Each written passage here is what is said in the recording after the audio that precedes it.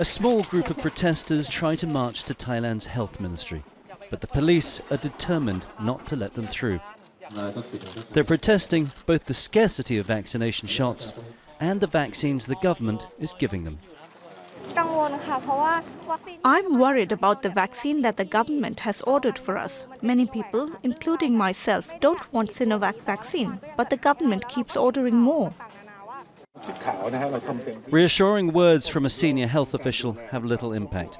A leaked memo shows that the government is keen to defend Sinovac's effectiveness despite doctors' concerns, with health officials unwilling to push other vaccines for fear of denting public confidence.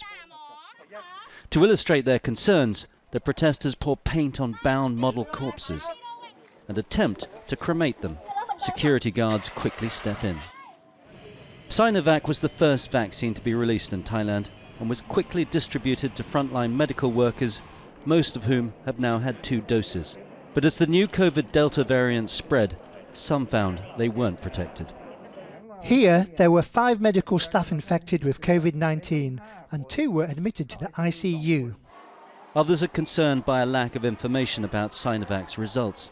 Although test groups show the vaccine works, wider studies have been harder to find.